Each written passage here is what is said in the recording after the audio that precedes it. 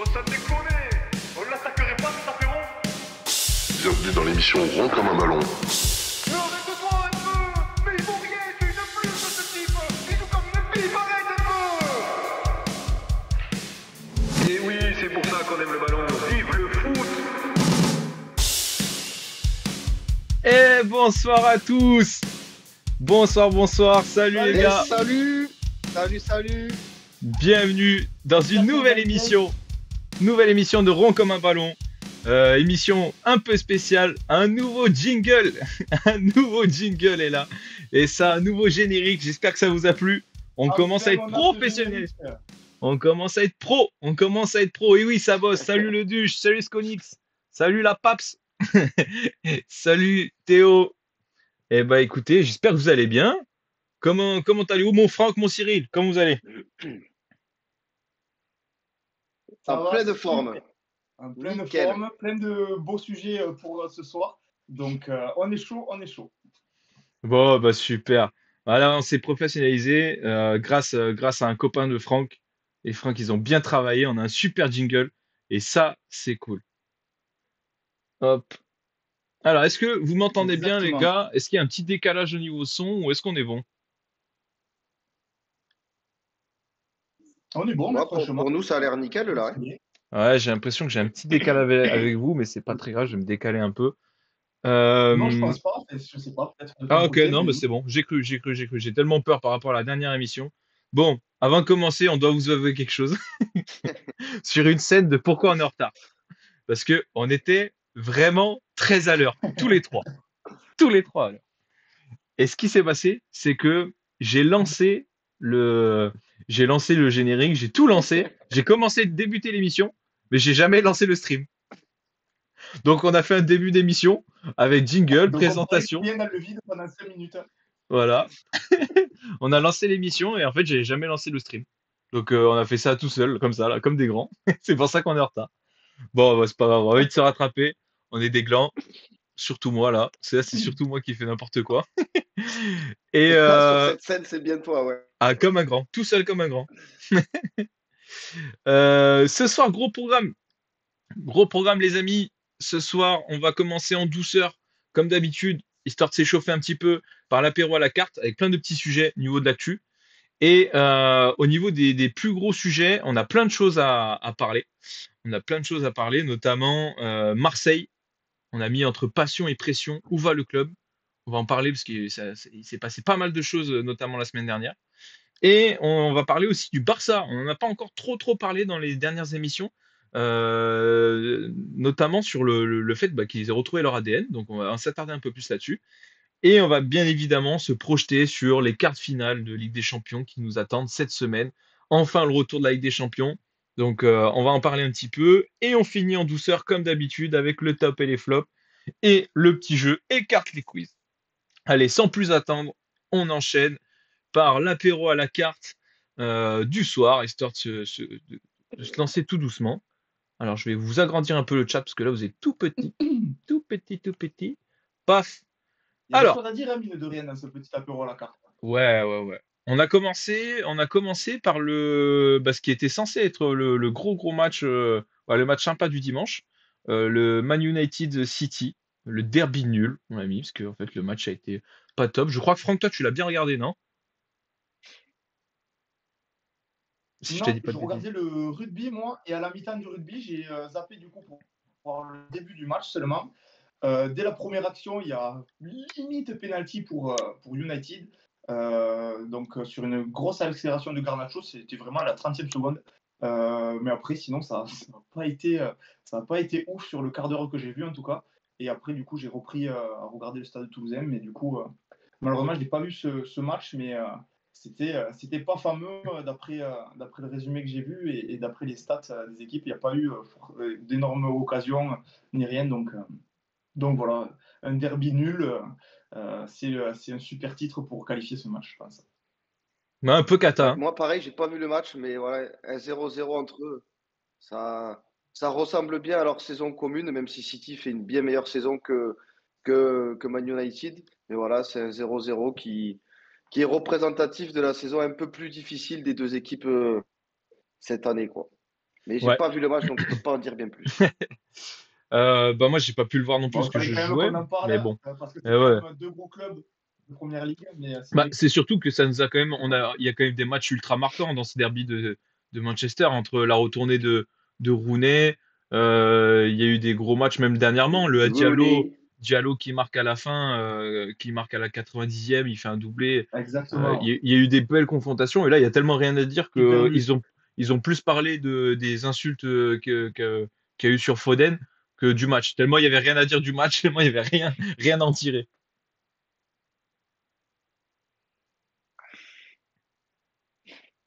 Ouais, exactement. Exactement. Rien tiré du match, donc je pense qu'on va pas s'attarder forcément dessus. Il fallait quand même qu'on en parle. Mais voilà, City qui ne recolle pas du coup avec le haut Niveau du classement, pour classement. City, c'est mauvaise opération quand même. Ouais, Parce exactement. que il y a Newcastle qui est en train de mener 2-0 là, sur le match du lundi en PL. Ce qui fait que City est décroché sixième, avec un seul point d'avance sur Villa qui est en grande forme en ce moment. Donc, en tout cas, niveau comptable pour City, il n'est pas bon ce 0-0. United, de toute façon, et la saison, enfin, ils feront rien en PL, donc ça leur change pas grand-chose. Pour City, quand tu as les autres à côté qui gagnent, c'est pas bon. Ouais, totalement. Totalement. Alors, hop, juste avant de commencer de parler de Liverpool, je vais vous reprendre. Hop, Ils se cassent du coup. ouais, je vous reprends. Non, je vais vous reprendre parce que j'avais un décalage son et c'était un peu Allez, chiant. bon, mais Et c'est là, c'est bon, on est pas bon là. grave, c'est parfait.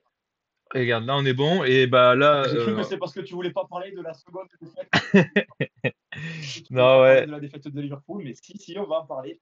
on va en parler Liverpool qui concerne du coup sa deuxième défaite de la saison. Liverpool en qui, première pour ligue. le coup, n'a pas grand-chose à craindre, mine de rien, dans ce championnat. C'est pas forcément une défaite qui va faire mal ou qui va peser. Avec l'avance qu'ils ont, je pense que c'est déjà du tout cuit pour Liverpool. Je ne les vois pas faire encore énormément d'erreurs. Donc, donc voilà. Non, ouais, c'est juste, ça fait chier parce que ce Simon, match, toi, on toi qui as commence vu le bien. match, Simon, Bah, on commence bien, on commence fort. On commence super bien, un très beau but de McAllister. Tout le monde avait des jambes. Tu vois, même les commentateurs, ils arrêtaient pas de dire, putain, là, on retrouve enfin un Liverpool dominant, même physiquement.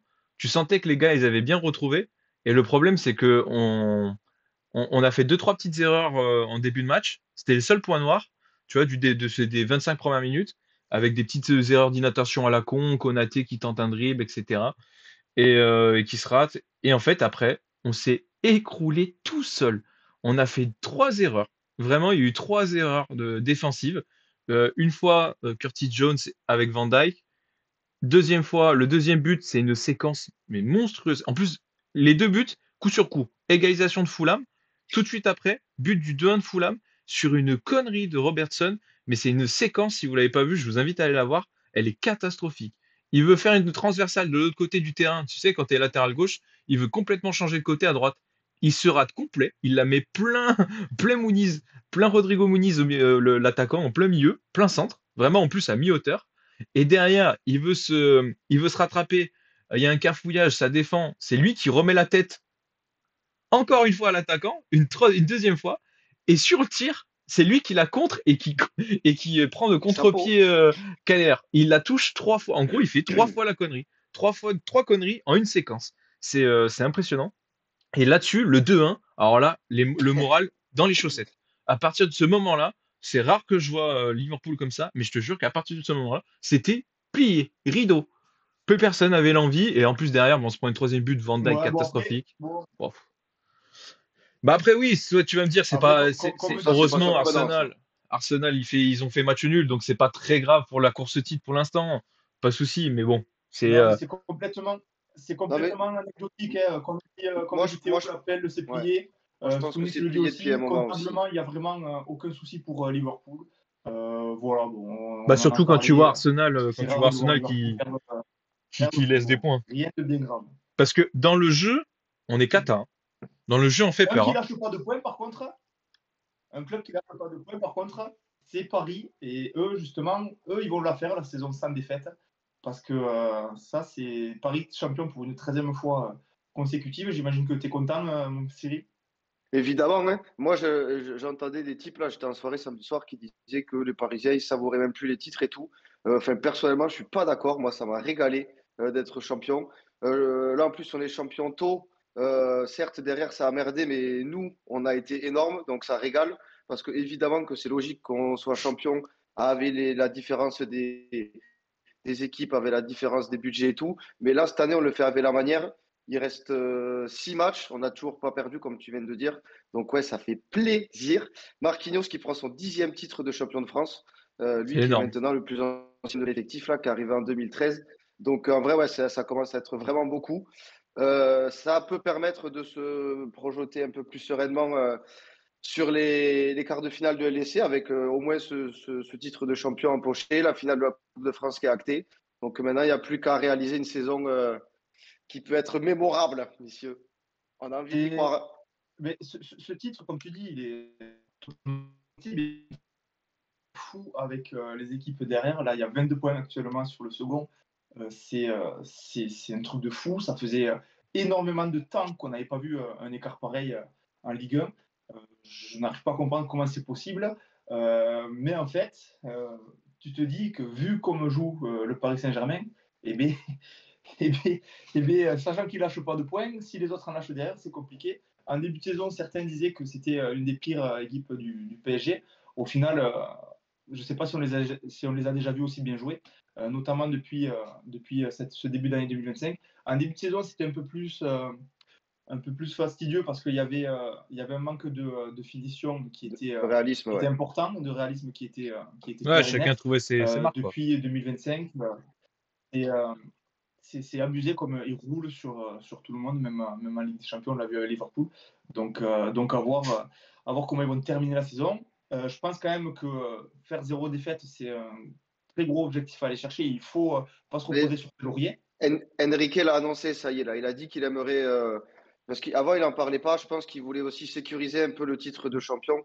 Là, on savait qu'avec 21 points d'avance avant la journée, c'était fait, même si ce n'était pas mathématique. Là, ça y est, il l'a dit en conférence de presse qu'il aimerait finir la saison invaincu. Et je pense qu'avec la notion de groupe qu'il y a cette année, il va réussir à garder toutes les troupes motivées pour aller vers cet objectif commun parce que il y a pas mal d'équipes qui l'ont déjà fait, mais en Ligue 1, c'est jamais arrivé. Et ça peut quand même être beau de finir une saison D'un point de vue de sans gestion de perdre un groupe, ouais. match en championnat. D'un point de vue de gestion de groupe, je trouve que c'est super malin Ça de permet le dire maintenant. maintenir tout le monde à haut niveau, Ouais. quoi. Parce que même si tu étais bien parti pour être champion très tôt, une fois Ouais, que tu as acquis ça va impliquer la les types statue, c'est ça, ouais. les types qui jouent moins. Une fois que tu as acquis le truc, même une fois que tu as acquis le truc, je pense que tu as un petit relâchement qui doit forcément arriver pour les prochains matchs en championnat, surtout si tu continues un peu en Ligue des Champions. Et donc de le faire ça, Bon, de le maintenir ce relâchement, truc-là, ça peut être pas mal. on l'a même déjà vu samedi. Hein. Ouais, mais bon, Après, c'est vrai. la défaite contre Aston Villa va mettre un coup au moral quand même, je pense. Oh putain. Il y a une C'est autre équipe possible. qui a pris un coup au Aston moral, Villa est en Cannes, on en parlera tout à l'heure. on en parlera tout à l'heure, ouais. C'est une autre équipe qui a pris un coup au moral, c'est Lille. C'est Lille en perdant 2-1 à Lyon. Lyon qui gagne justement nos amis lyonnais dans le chat là, qui gagne ce match plutôt mérité quand même. Lille n'a pas fait un très bon match, hein. Lille n'a pas fait un très bon match apparemment. Et Lyon est allé chercher cette victoire. Ils ont été plus efficaces, hein, notamment grâce à Cherki. Alors que Alors là, ça partait très mal, hein, avec ce on but peut, dès la on première peut- minute. on peut un peu regrouper les deux prochains. On peut un peu regrouper les deux prochains sujets là, avec Nice et Monaco qui se ratent. Totalement. Du coup, Lyon qui fait la bonne opération du coup de ce week-end. Et Strasbourg aussi également. Parce Et que Marseille, hein. Strasbourg et Lyon, ils avaient Lille, Nice et Monaco devant eux. Et là, ils n'ont plus que Monaco devant eux. Et Marseille, bien évidemment. Mais Lyon et Strasbourg ont réussi à passer devant Lille et Nice. Donc ça a été quand même une sacrée marche qu'ils ont gravie dans cette course à la Ligue des Champions. Parce que ce soit que ce soit Nice et Monaco, ils ne jouaient pas contre des foudres de guerre. On a Monaco qui a perdu à la 94e contre Brest, Nice qui a perdu contre Nantes.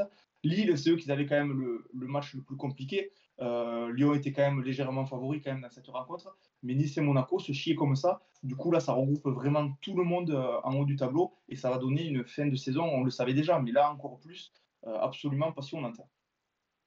Ah, totalement. Ouais, là, tu vois, je trouve que le classement qu'on a, là, les 5 premiers qu'on retrouve là-haut, je trouve que c'est les équipes qui sont les plus méritantes qui sont là. Même si on attendait Lille un peu plus fort, petit à petit, je trouve qu'ils se sont essoufflés, qu'ils proposaient moins. Mm. Strasbourg, l'année 2025, elle est folle. Ils n'ont pas perdu depuis 8 ou 9 matchs, je crois. Ils enchaînent les victoires, ils tapent les gros. Enfin, ils méritent d'être là. Lyon, c'est une belle équipe aussi moi, je trouve, à part quand il y a des périodes de mercato. Donc là, je trouve qui est vraiment méritant et que Nice et Lille, moi je trouve ils méritaient moins d'être au plat. J'aimerais que Lille passe devant Nice et Lyon devant Strasbourg et on aurait vraiment le quatuor parfait pour retrouver la LDC l'an prochain avec les 4 plus gros clubs français. Ça, tu en avais déjà parlé, Franck. Mais on peut se rapprocher de ce quatuor parfait pour la Ligue des Champions l'an prochain.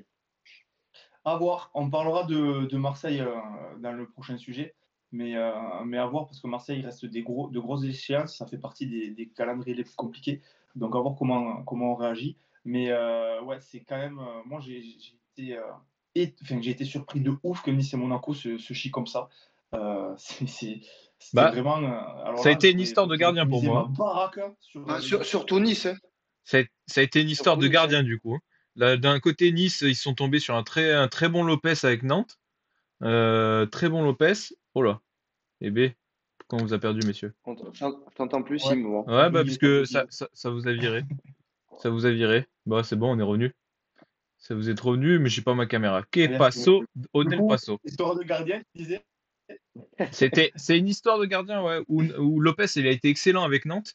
Et du coup, bah, ça, c'est une grande partie grâce à lui que du coup Nice n'a pas remporté. Et de l'autre côté, Monaco se chie, notamment à cause de son gardien, qui fait deux belles boulettes. On n'a pas Oman ce soir pendant le chat pour en parler, mais je sais pas si vous avez vu, mais il a fait deux belles conneries.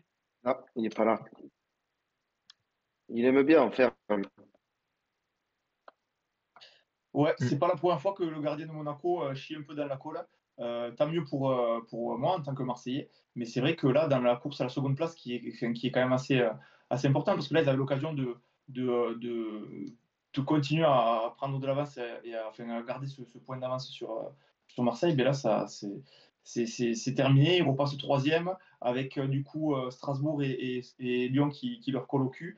La place en plus, la quatrième place, bien qu'elle soit significative de qualification à Ligue des Champions, ce sera en passant par les barrages. Donc c'est vrai que mine de rien, celui qui est quatrième, il n'est pas si satisfait que ça, notamment si ça tombe sur un club contre Monaco, comme Monaco ou Lyon. Strasbourg, évidemment, ils seront contents de terminer quatrième si jamais ils y sont, mais que ce soit Marseille, Lyon ou Monaco, ou même les autres derrière, s'ils arrivent à reprendre de l'avance, le but c'est vraiment d'être quand même dans les 3 premiers. Et cette quatrième place, elle serait un peu, ça ferait un peu, ça ferait un peu chier quand même de la prendre et de devoir faire 4 matchs de plus cet été, quoi. 4, ouais. Totalement.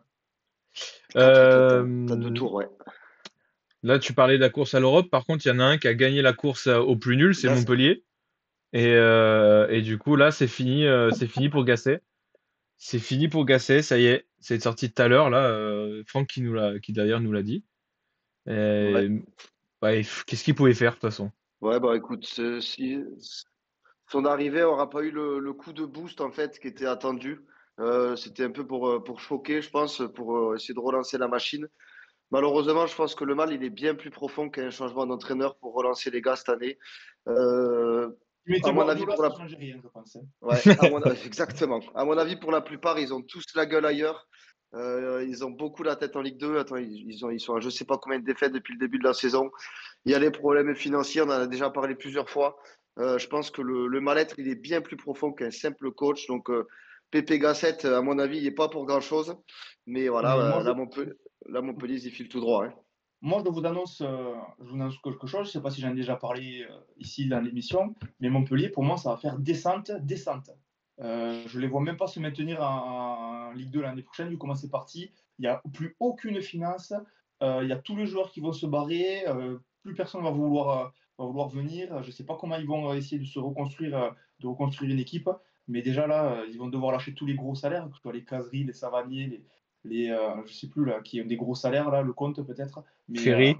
Mais du coup, l'an prochain, ça va être encore plus catastrophique. Et d'ailleurs, on n'en avait pas parlé, mais le match contre Saint-Etienne, du coup, il y a eu le verdict et la victoire a été donnée à Saint-Etienne, hein.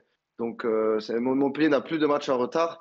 Là, ils sont à 10-11 points de Saint-Etienne, justement, mais à équité de match avec 18 points encore à se partager. Donc, Ouais. En tout cas, ça fait longtemps qu'on savait que c'était fini pour Montpellier. Là, c'est fini pour Gasset. Le pauvre, il aura fait comme il a pu, avec une bande de ploucs et un club géré comme des ploucs. Donc, dommage à lui, mais et ciao Montpellier, à la prochaine.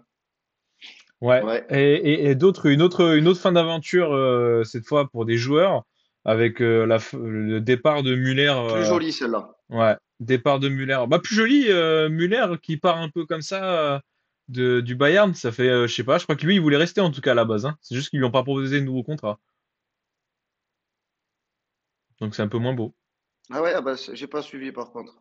En tout cas, il va partir en tant que légende, une des plus grandes légendes du club bavarois. Il a gagné 2 Ligues des Champions avec le Bayern. Il a gagné un nombre de championnats impressionnants.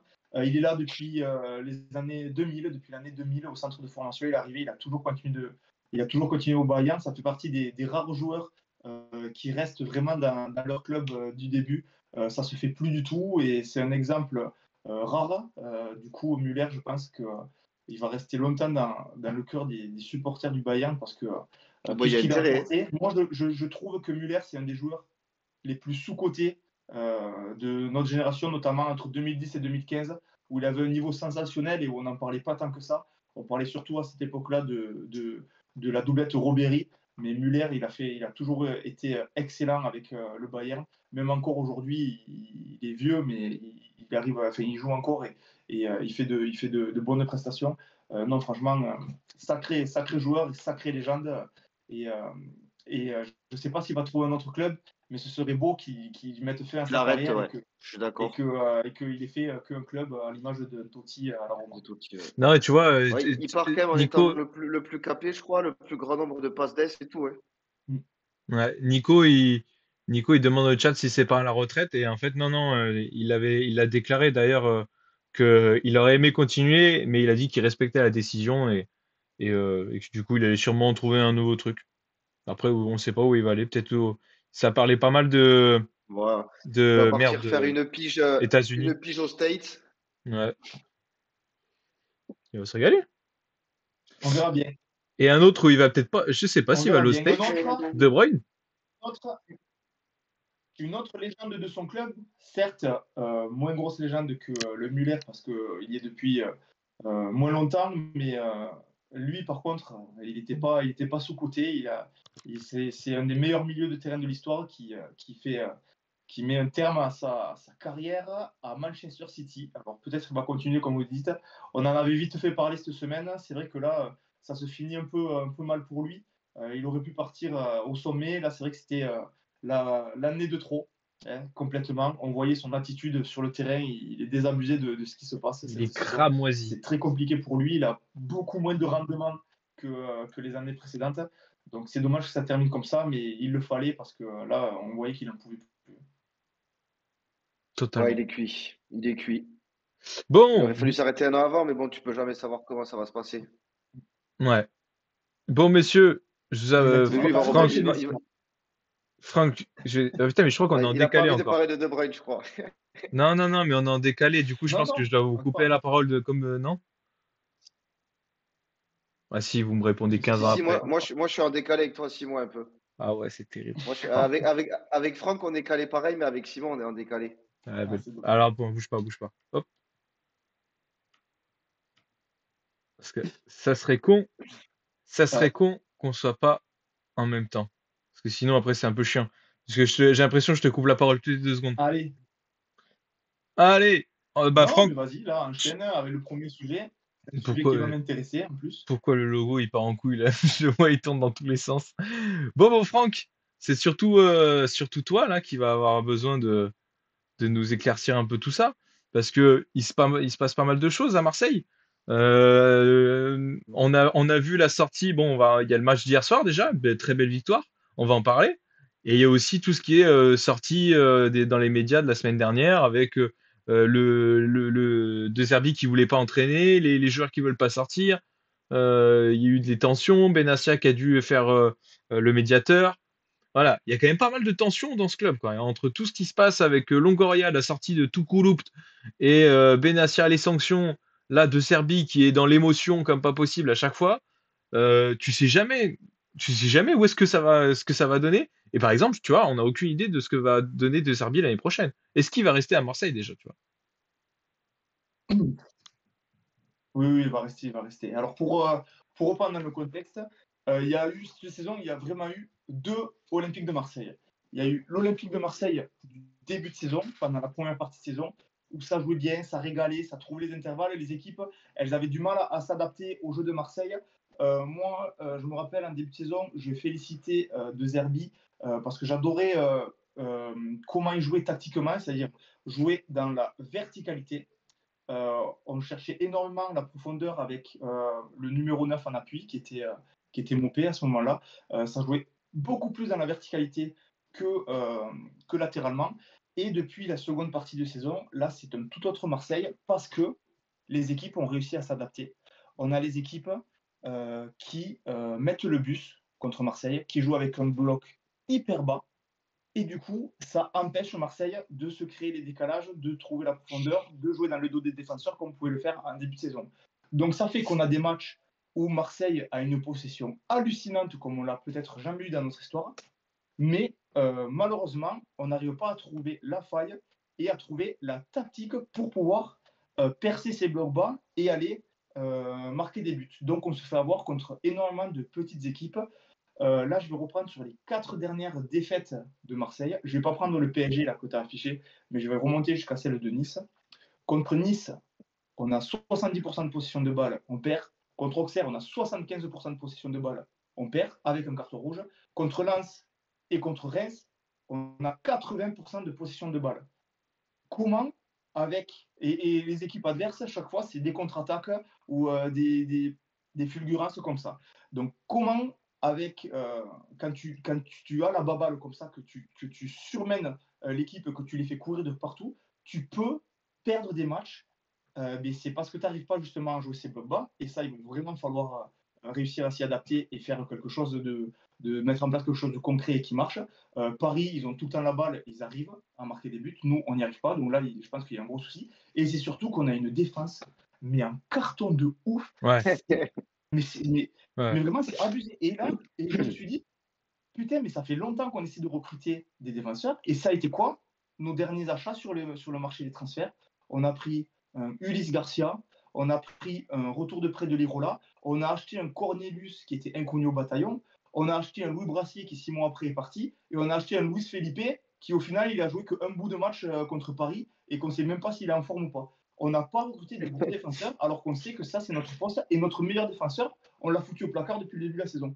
Donc ça, je pense que ça va être le truc le plus important à faire sur le prochain mercato, c'est recruter des défenseurs parce que là c'est une catastrophe. On a de bons joueurs sur toutes les lignes, mais derrière c'est une catastrophe. Ce week-end là contre Toulouse, on s'est retrouvé avec 2 défenseurs centraux qui n'étaient pas défenseurs centraux, Kondogbia et Murillo. C'est un délire. C'est un délire. Bah, ça s'est vu d'ailleurs. Ces défaites, elles ont frustré tous les Marseillais, les supporters, les joueurs, l'entraîneur. On l'a vu. Pourquoi? Mais parce qu'en fait, on joue des matchs où on domine, où on est censé gagner, on est largement favori, et on arrive à perdre parce qu'on fait des erreurs à la con, parce qu'on n'arrive pas à marquer. Du coup, De Zerbi, pour pouvoir un peu montrer qu'il était énervé et tout, mais apparemment, il a voulu faire grève de l'entraînement dit pour dire en gros, les gars, vous n'êtes pas bougés, donc moi, je ne vois pas pourquoi je me bougerais vu que vous avez vous ne mettez pas d'envie, je ne vois pas pourquoi je mettrais de l'envie. Donc ça aurait énervé quelques joueurs, mais apparemment, après, c'est bon, tout a été posé à plat. Ils se sont parlé, il y a eu les problèmes ont été réglés en interne. On attendait une réaction face à Toulouse. On a eu la victoire, heureusement, c'est absolument ce qu'il nous fallait avec la déroute de Monaco et de Nice et de Lille. Donc il nous fallait vraiment cette victoire face à Toulouse pour pouvoir reprendre la seconde place. Et au final, tu te dis, il y a eu un semblant de début de crise, alors qu'au final, on finit second à la fin de cette journée. Donc voilà, c'est toujours comme ça à Marseille. C'est la passion. Il n'y a pas un autre club où il y a autant de passion, je pense. Et du coup, ça rend fou tout le monde. Et du coup, à peine il y a taché de 3 défaites, alors que tu es pourtant, au bout des 3 défaites, on était quand même 3e à un point de Monaco. Et B, ça commence à partir dans tous les sens. Mais comme ça va vite dans un sens, ça va vite dans l'autre. Et je suis sûr qu'on est capable d'enchaîner plusieurs victoires aussi d'affilée, à voir comment c'est à venir. Mais c'est vrai que c'est dommage ce qui s'est passé entre le coach et les joueurs. Je pense qu'ils ne voulaient pas non plus en arriver là, mais c'était juste histoire de dire les gars, motivez-vous un peu quand même. On est Marseille, on joue la Ligue des Champions. Il faut qu'on fasse quelque chose. C'est le projet du club. On ne peut pas se fier là parce que sinon, après, on est foutu pour les prochaines années. Moi, je trouve que c'est pas Je bon suis signe désolé, quand j'étais même, un hein. peu long. Non, Je non, vais non, aller mais sur si, mais c'était intéressant. Moi, je trouve que c'est pas bon signe quand même, hein. Que les trucs comme ça sortent dans la presse aussi rapidement et tout, parce que en général, quand ça sort comme ça aussi rapidement, c'est qu'il y a des indiscrétions des joueurs et qu'ils veulent, entre guillemets, ils veulent que ça sorte, quoi. Parce que, à mon avis, il y a eu quand même pas mal d'ego, en tout cas, de joueurs qui étaient en confrontation. Et ça veut quand même dire qu'à un moment donné, dans certaines, certaines personnes dans ton groupe, après, on sait jamais ce que ça veut dire, on sait jamais si c'est représentatif de beaucoup de personnes dans l'équipe, mais ça veut dire qu'il y en a qui sont pas en adéquation avec le coach. Donc ça veut pas dire qu'il a perdu son vestiaire, mais c'est quand même des signes qui sont pas forcément positifs pour la suite, je trouve. Alors, ouais, je sais pas, moi c'est mon avis là-dessus. Que ça sorte comme ça autant Non, mais là, qu'Ata. c'est parce que, en fait, le truc, c'est parce que tu perds vraiment contre des clubs. C'est pas normal de lâcher des points comme ça. C'est qu'au final, on se rend compte que tous les autres clubs avec qui on est en concurrence, eh bien, ils lâchent les mêmes types de points. Donc c'est pour ça qu'on est toujours dans la course. Et ouais, je suis d'accord, c'est pas normal de s'enflammer comme ça. Mais je peux comprendre que ça, c'est frustrant et que ça énerve le coach. Parce que moi, j'ai confiance en De Zerbi. Quand il a toujours porté ses couilles en mettant des fois des stars sur le banc. Apparemment, si Greenwood il était sur le banc, c'est parce qu'il en foutait pas une à l'entraînement. Et c'est pas normal que le mec qui est censé être le meilleur joueur de ton club, eh bien, il se donne pas à fond pour montrer l'exemple plus jeune et tout, et pour aller se battre pour aller cette Ligue des Champions. Surtout Greenwood, quand on connaît son histoire, c'est un miracle, c'est une chance immense qu'il a de jouer dans un club de ce standing à nouveau. Il peut l'année prochaine rejouer la Ligue des Champions. T'as pas à te conforter de Ah, la parce qu'il est sorte. pas prêt de rejouer Je en parle de Angleterre, lui, lui, mais hein. il y en a plein d'autres aussi. Et il y a plein d'autres joueurs qui ne sont pas impliqués. Je ne comprends pas comment tu ne peux ne pas être impliqué dans cette fin de saison. Ça se voit des fois sur l'attitude des joueurs dans le match. J'ai l'impression qu'ils n'ont pas envie. Tu dis, Et mais comment Franck, c'est possible? est-ce que vous vous êtes pas vu trop beau, plus beau que vous l'êtes? Et du coup, tu as Ah, t'as un sentiment de déception qui fait que quand il y a un truc qui va pas, le fait que tu sois moins motivé parce que tu as perdu l'objectif premier qui était de titiller Paris, et le moindre truc compliqué, ça va foutre, je sais pas, un grain dans l'engrenage et ça va galérer. Alors que si dès le début, tu t'étais peut-être vu moins beau, moins ambitieux et tout, tu arriverais plus à gérer les moments un peu plus compliqués comme ça. ah, mais moi, c'est sûr que je me suis vu plus beau que ce que je l'étais. Alors, Non, ça, mais que c'est. toi tu le sois, Mais toi je tu le sois, m'attendais c'est pas à Les, ce normal. qu'on ait une défense les, de les, type les, comme su- ça déjà. les supporters, là pour le coup, je parle pas des supporters parce que les supporters de Marseille, on sait comment vous êtes. C'est quand même souvent la même chose. Vous avez beaucoup d'espoir, vous avez une grande bouche, donc on vous attend beaucoup. Ça, il n'y a pas de souci. Moi, là, je parlais surtout de l'ensemble des patrons, donc Benassia, Longoria, De Zerbi et des joueurs. Est-ce que eux-mêmes se sont pas vus trop beaux et est-ce qu'ils sont pas passés à côté de certains trucs en voulant aller trop vite dès cette saison, alors que ça arrivera peut-être dans 1 ou 2 ans, tu vois, mais que cette saison, c'était plus une saison de transition, de reprise avec un nouveau coach, un Non, nouveau projet. non, mais non. Quand en début de saison, tu as un effectif comme ça, tu arrives à recruter d'aussi bons joueurs. Évidemment que ton objectif, c'est la Ligue des Champions. Tu ne peux pas te dire, c'est une année de transition, on verra l'année prochaine. Non, non, mais Là, la Ligue des Champions, je suis d'accord. Moi, je parle du titre, parce que c'est des mots qui sont sortis oui, de la bon, bouche des joueurs et du coach, hein. oui, mais ça fait longtemps qu'on on n'y croit plus, là, depuis presque la mi-saison.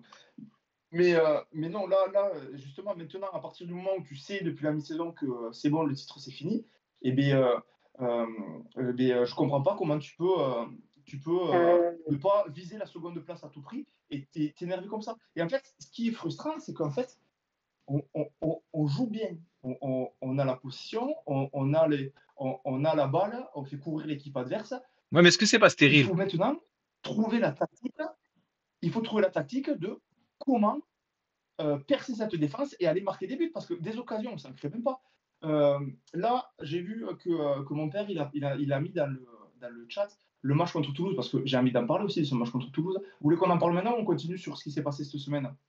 Vas-y, plein gaz, Vas-y, que veux enchaîne, tu. vas-y, Parce enchaîne. que le match contre Toulouse, honnêtement, on a eu la possession, pas aussi fulgurante qu'on ait pu l'avoir les années précédentes, Mais le match, moi, je ne suis pas du tout satisfait du match qu'on a fait. Il le Ouais, tu dit, mon m'étonnes. père, là, dans le chat, il met 3 buts pas dans le jeu pour Marseille et le TFC, 2 buts dans le jeu, un vrai miracle. Mais je suis totalement d'accord avec ça. S'il n'y a pas Rabiot, nous, dans l'équipe, parce que Rabiot, il fait encore une fois un match exceptionnel, il a vraiment une classe d'écart avec les autres joueurs.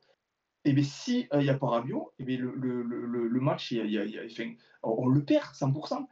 Et aussi, Et si Toulouse n'est pas aussi catastrophique devant, parce que mais Babika, oui, il en a et raté. encore, oui, s'il n'y Ouais. avait pas des pipes devant, le nombre de contre-attaques qu'ils ont fait, tous les défenseurs marseillais étaient à la rue, ils se sont fait prendre de vitesse, c'est une catastrophe.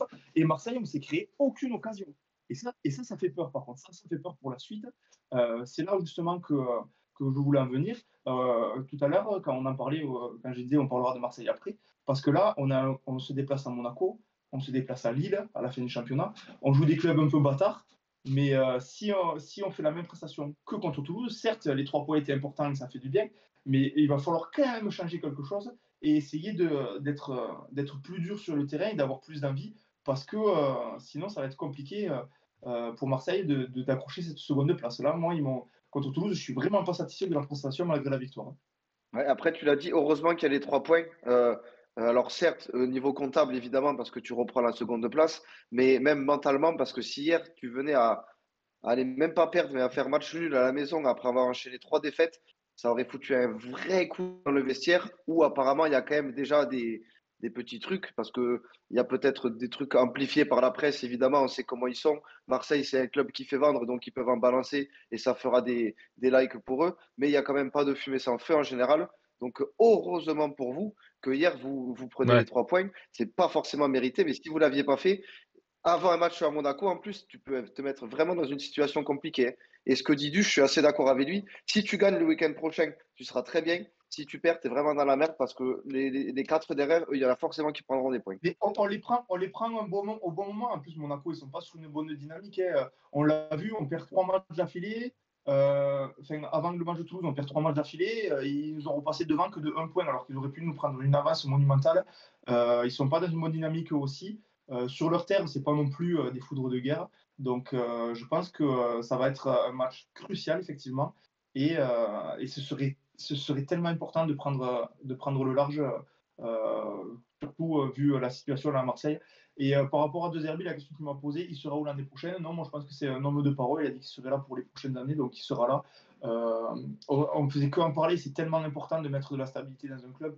Là, on a un bon coach, on a de bons joueurs, il y a juste 2-3 petits soucis à régler. C'est trop important que ça ne change pas l'année prochaine et que ça reste sur ces bases-là. Après, du coup, le mercato servira à un peu étoffer l'effectif et régler les quelques problèmes. Mais moi, je pense que je suis persuadé que s'il Qui dit sera qu'il là. va rester là, qu'il sera là la saison prochaine, il sera là. Quoi. Ok.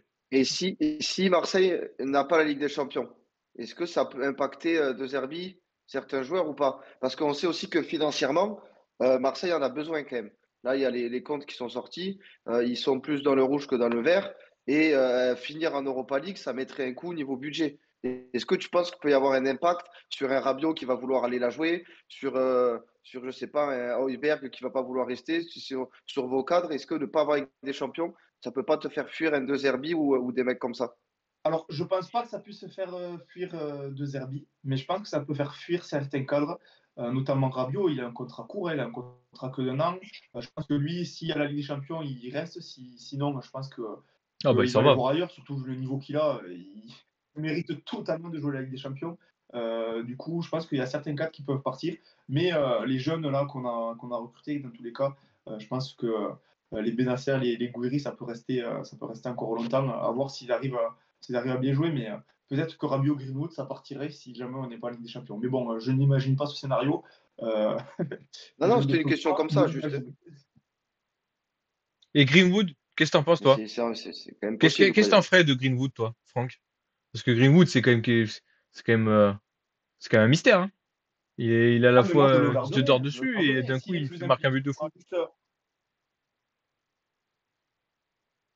Non, mais en plus, le but, il vient de nulle part. Il y a changement, l'action reprend, et là, wow, but! Je dis, mais qu'est-ce qui se passe? J'ai gueulé devant mon ordi. C'était abusé. Non, mais Greenwood, évidemment qu'il est important. Il est capable.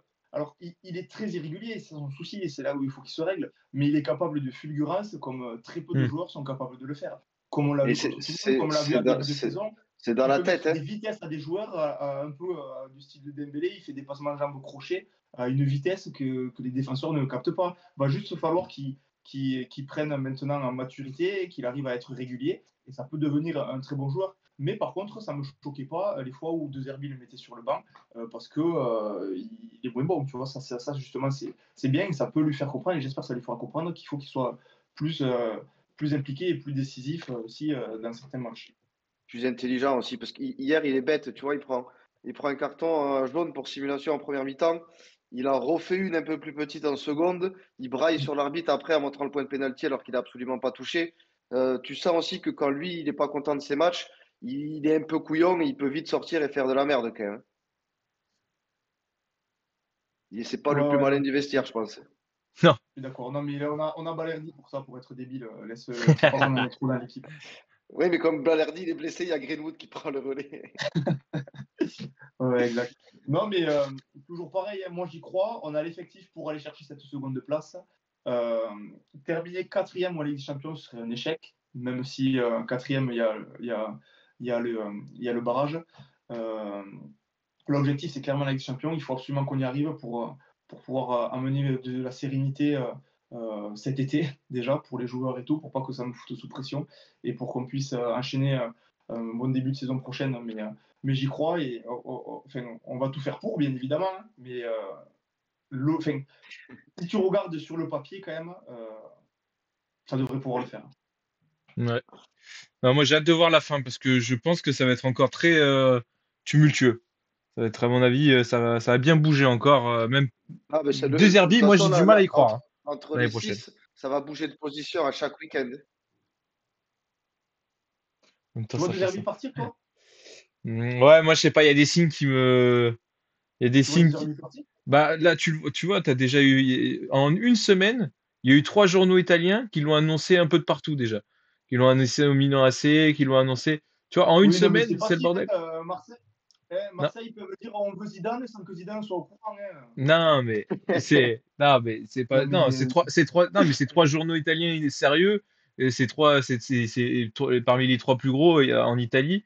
Et là, t'as quand même ton entraîneur qui est là depuis même pas un an, qui déjà menace de faire grève avec ses joueurs parce non, qu'il mais veut pas je les l'ai lu entraîner. l'article. Il dit que voulait me faire échouer et Non, tout. Je trouve qu'il est trop dans l'émotion. Il est trop dans l'émotion. Je trouve qu'il pète un plomb.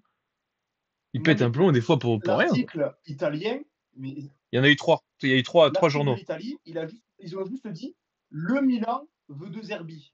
Je comprends, ils ont que des peintres eux, à leur tête.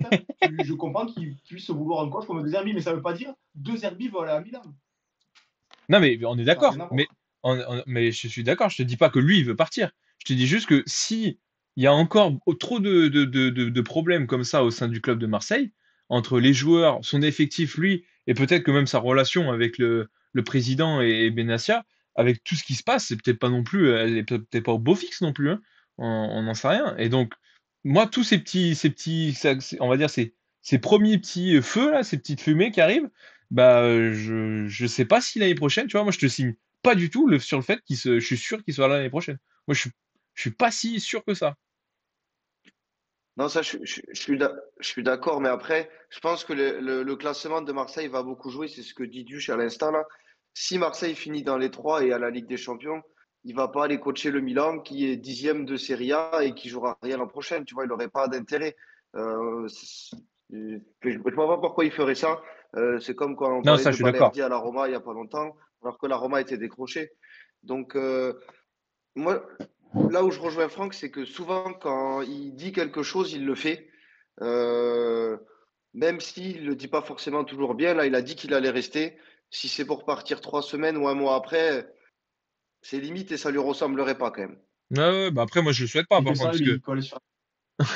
moi je Ah le bah souhaite pas parce que normal, j'aimerais c'est une qu'il soit là salope. l'année prochaine. J'aimerais qu'il y ait un peu de continuité et c'est sûr que si on veut des gros clubs français avec une belle rivalité en Ligue 1, etc., avec un beau Marseille PSG, avec des beaux clubs qui tournent en Europe, il nous faut de la continuité et des clubs qui travaillent comme il faut. Et donc ça passe par un entraîneur qui reste au moins 3 ans, quoi. En plus, Là, on est capable de faire un truc qu'on n'a pas fait depuis une éternité, c'est les 4 plus gros clubs de France en Ligue des Champions. Donc si ça fait ça, ça va faire du bien, je pense, à la Ligue 1 parce que déjà, euh, ça va, enfin, je veux dire, Bah, déjà, t'as 3. Brest, ça donnait pas envie, tu vois. Si c'est Lyon ou Monaco, là, ça va donner envie, que ce soit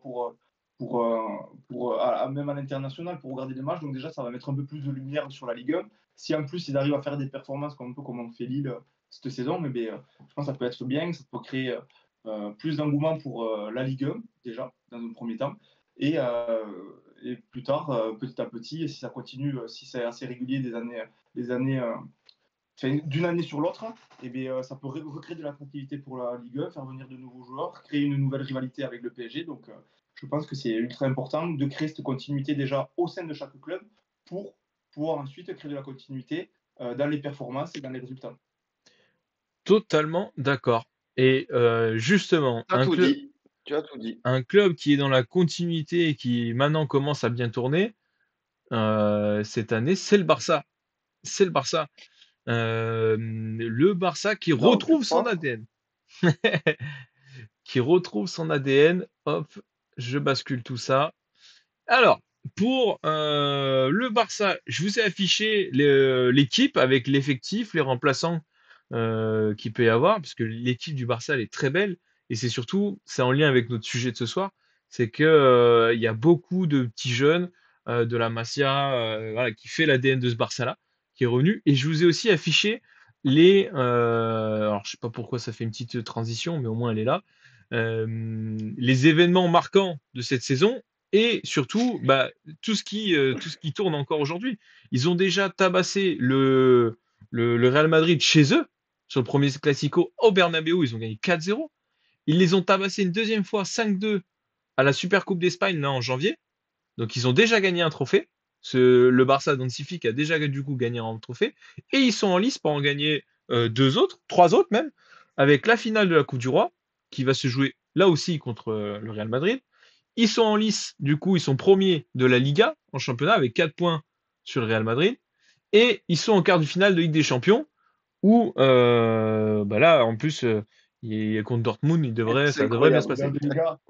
Les gars, mec, le Barça, c'est trop, franchement, c'est trop. Là, quand tu regardes l'effectif, c'est trop. Quand tu vois la moyenne d'âge de cette équipe, tu te dis que là, le Barça, ils ont de belles années devant eux.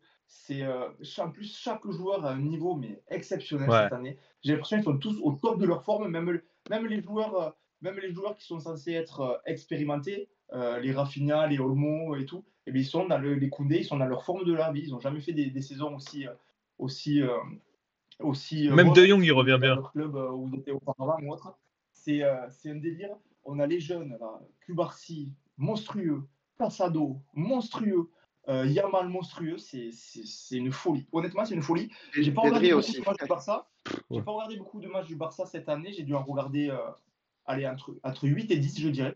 Mais à chaque fois, je me suis régalé. Ça joue. On a retrouvé l'ancien Barça à l'époque de Iniesta, Xavi, Messi. Bon, Oh, quand même, hein. il faut encore qu'il confirme pour atteindre ce niveau-là et tout. Mais ça joue un peu ça joue bien, ça joue des passes courtes, une touche, ça décale. Il y a des fulgurances de Yamal. Mais honnêtement, il a 17 piges, le gosse. Ah, il est taré, Mais lui. sur toutes les actions, il met la misère à tous les défenseurs. J'ai vu que c'est le joueur qui a réussi le plus de dribbles cette saison, plus de 100 dribbles réussis, alors que le second en est à 70. C'est une folie. Il lui manque encore un peu de finition pour devenir vraiment le meilleur joueur du monde, mais ça va le devenir. Oui, mais attends, il a Et un 17 qui est en ans. forme, je vais te laisser en parler, Cyril, parce que je sais que tu l'aimes bien, donc je te laisse la main sur le second qui est en forme. Sur qui, Rafinha ou Pedri? Parce que pour moi, ils sont Pedri. du sang. Ouais. Ils Pedri, sont- Pedri. ils- Après, comme tu as dit, ils sont tous en forme. En vrai, tu as déjà quasiment tout dit.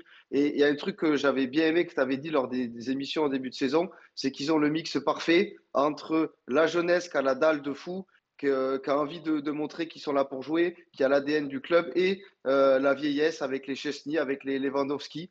qui sont là pour encadrer les types et montrer aux jeunes comment il faut faire et à rester sérieux.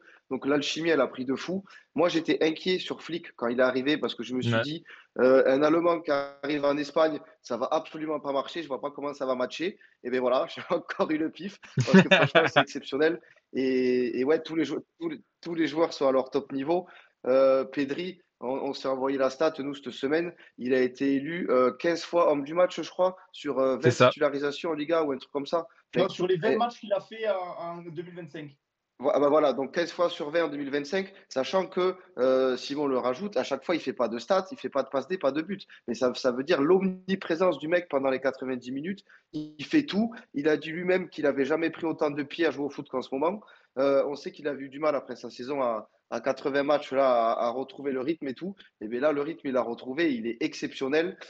C'est un joueur qui est pas trop cité dans la course au Ballon d'Or parce que bah, il a mis moins de buts que Rafinha, il est beaucoup moins fulgurant que Lamine Yamal, mais il est au moins, voire plus important que les gars devant parce que c'est lui qui régule absolument tout le jeu du Barça. Il est très, très, très, très fort. Ah, mais en cas de triplé, du Ah, bah, Barça, t'as le top euh, 3. le podium, ça ne m'étonnerait pas que ce soit Rafinha, Ah Yamal, oui, Pedri. Hein. oui, bah, s'ils gagnent tout, pourquoi ça serait pas eux?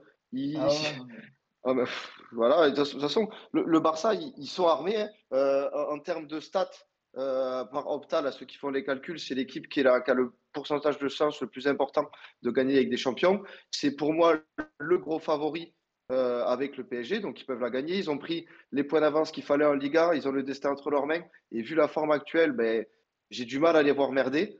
Et puis la finale de Coupe du Roi, bon, c'est un match, on ne sait jamais, mais voilà, ils sont capables de tout rafler. Et quand tu les vois jouer, en vrai, ils ont retrouvé leur ADN. Tu prends du plaisir à regarder jouer le Barça. Je te dis pas que je les ai vus jouer tous les week-ends, mais à chaque fois que tu les vois jouer, il y a des buts, il y a des types qui ont la dalle, il y a des types qui sont techniques, il y a des types qui sont contents de jouer ensemble. Et franchement, chapeau à cette équipe-là parce que ils font peur cette année. Ils font peur et j'aimerais pas être Dortmund. Je me souviens qu'on avait fait un petit sondage en début d'année pour savoir qui c'est qu'on voyait gagner la Liga. Vous aviez répondu quoi? Vous, je ne me souviens plus. J'avais dit le Barça, moi. Ouais, moi aussi. Simon, il avait dit le Non. Real. Moi, j'avais mis le Real, moi. Moi, franchement, l'année dernière, Mais l'année justement, dernière, jamais on n'aurait jamais imaginé une aussi belle équipe, par contre. Franchement, l'année dernière, jamais, mais jamais, ça, jamais, c'est tu clair. te dis, ils sont aussi monstrueux. C'est allé si vite. C'est allé si impressionnant. vite pour qu'ils On en soient a même, au- on en au a même fort- oublié fort et les puis, ouais, problèmes. avec un collectif aussi bien rodé. On en a même oublié les problèmes financiers. Ouais, ouais, c'est clair, exactement. c'est Alors vrai. on en avait parlé dans une émission, il y avait de gros soucis. Mais c'est vrai que là, je pense que pour les supporters du Barça, ça doit faire plaisir d'enfin retrouver le Barcelone au top niveau mondial comme ils l'ont été à l'époque. C'est vrai qu'il y avait eu un énorme trou entre 2020 et 2022. Là, ça repart petit à petit. Donc c'est cool. Et en plus, c'est grave intéressant de voir la rivalité avec le Real, sachant qu'en plus, ils ont le style de jeu totalement différent. Mais ça a toujours été comme ça. De toute façon, on a le Real où c'est plus des joueurs athlétiques qui vont jouer dans la profondeur, qui vont faire sur les contre-attaques et tout, alors qu'on a le Barça à l'inverse, où c'est plutôt des jeunes feux follets qui vont jouer en passe, qui vont créer des décalages, des passes dans les trous et tout. Donc je trouve que ça fait plaisir de voir le Barça à ce niveau, parce que le Real, c'est vrai que ces dernières années, c'est toujours eux partout, quoi. Donc c'est cool d'avoir du changement, notamment en Bah ouais, Espagne, quoi. ça On met a du Skunix truc sympa. dans le... Bon, Ouais, après, on on a sait aussi Skunix dans le qu'il ne chat. faut absolument jamais enterrer le Real, quand même. S'il y a une équipe qu'il ne faut pas enterrer, c'est Oui, elle. oui, non, mais Mais on bon. ne les enterre pas. Ils font une grosse saison. Ils sont en course partout aussi. Hein. Mais on a Nico qui dit Flick, deuxième club qui coach, deuxième machine de guerre aussi. Il doit avoir une bonne part dans cette réussite. Oui, ça, je suis d'accord. Oui. Moi, je kiffe ce coach. Je le suivais énormément quand il était au Bayern à l'époque de Ribéry. Ouais, Et machine il y a de une guerre, stat, comme tu Flick dis. n'a je pense que jamais c'est perdu une fantastique. finale. Il a jamais perdu une finale en tant que coach. Ah, Ouais, intéressant. Flick. Il en a joué beaucoup. Je vais te dire, et j'ai vu ça. Et tac, tac, tac. Parce que moi, j'ai jamais perdu une finale en tant que coach, mais c'est parce que je perdais toujours en huitième. Il en a joué Non, 6 mais quand ouais, même. intéressant à savoir. Ah oui, donc c'est propre comme stat. Finale de Ligue des Champions, finale de la Coupe du Monde des clubs. Eh bien, écoute, Bah, tu sais, la Super Coupe le machin là. Finale de Coupe d'Allemagne, Super Coupe ouais. d'Espagne, Super Coupe d'Allemagne et Super Coupe d'Europe. Bon, bah, ça va, hein. Pas déconnant. Ouais, c'est propre. Non, non, c'est propre. Bah, écoute, on verra ce que ça donne. Ils ont au moins une finale d'assurée avec la Coupe du Roi, le Barça.